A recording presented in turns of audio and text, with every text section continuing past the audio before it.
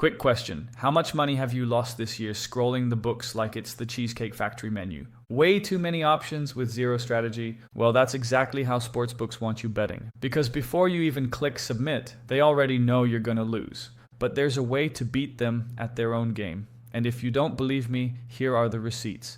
I used this exact approach to make nearly $600 in just 1 week. I know this won't happen all the time, but these results show that it's possible. So, if you're ready to get rich in sports betting, all you gotta do is copy this strategy that the sportsbooks hope you never figure out.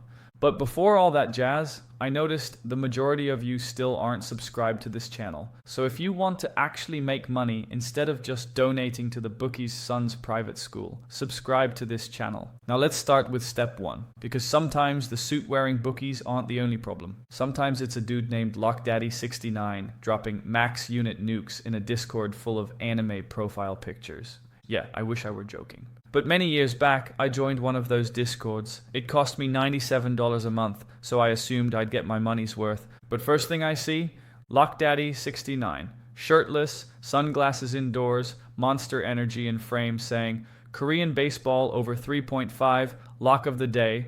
Like a degenerate, I copied his picks for a week straight and went 3-11. And at one point we had action on a women's volleyball unders in Poland, so I asked him why, and he responded with, the line looked sus, bro.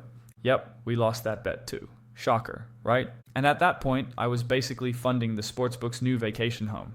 Just goes to show that if someone's selling you picks for $97 a month, they're not making money from betting. They're making money from you still believing in fairy tale locks. But in my private OddsJam community, it's the exact opposite. Nobody's hyping up miracle locks because we stick to math and systems, which is why we see slips like this all the time. So, if you're tired of being LockDaddy69's ATM, the link to my group is in the description. Go check it out if you're interested, which leads us to step 2, because at the end of the day, sports betting isn't a game about who wins. It's about whether the odds are wrong. Let me show you what I mean. Say a sportsbook lists a team at plus 300, but the real odds should be closer to plus 200. At plus 300, you only need to win 1 out of 4 times to break even. That's 25%. But plus 200 means a 33% chance. So when you grab plus 300, you're getting paid more than you should. That's what we call a positive expected value bet. Now, sure, it's still an underdog, and you're probably going to lose more often than you win. But when you do win, the payout's huge. For instance, you bet $100 on that line 10 times, and you win just 3 of them. That's $900 in winnings and $700 in losses, which means you bring home $200. And I know this works because I've done it.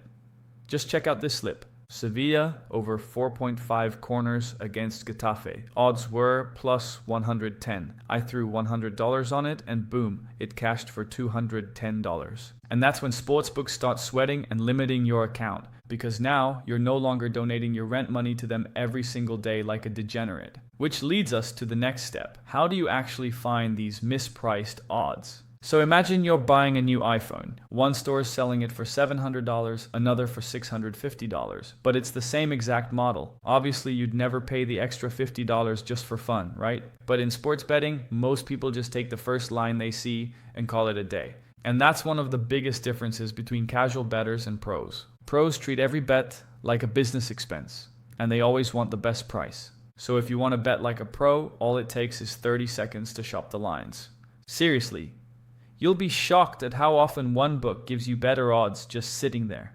And that's how you use the sportsbook's trick against them. But even if you're using the math to your advantage, there's still one mistake that every casual bettor makes, and that's emotional betting. Let me explain. UFC 293, Adesanya versus Strickland. Everyone around me said Izzy was a lock. One guy I knew even dumped his whole account on him at negative 600, bragging it was free money. But instead of Izzy outstriking his opponent like usual, Strickland knocked him down in the first round with a sharp 1-2. But my guy was still confident. It's too early to tell, he said.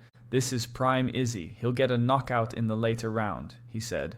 Well, that aged like milk, because Strickland walked Izzy down with constant pressure. Jabs and teeps all day. He wins by a dominant decision, and my guy, well, he didn't speak for the rest of the night. Now, yeah, this was a terrible bet as it was negative EV and full of emotion. But even if it was a positive EV bet, going all in still doesn't work because you just never know what's going to happen. And that's why you can't just wing it. You need to track every single bet. With a bet tracker, you'll know exactly where your edge is, what's costing you money, and how your bankroll's really moving. So, if you're serious about treating this like a business instead of a casino weekend, check the link in the description. I'm sharing my own tracker there if you want to grab it. But honestly, you don't actually know if you're making good bets just by looking at wins and losses. Because that's like judging a diet after one salad and one donut. The real deciding factor, it boils down to this step. Now, the sportsbooks don't move lines for fun. They move them when real money comes in, usually from sharks with big money. So if you're constantly betting worse numbers than the close, you're losing to the market before the game even starts. And this is what I mean. Let's say you bet team A at minus 120, but the line closes at minus 110.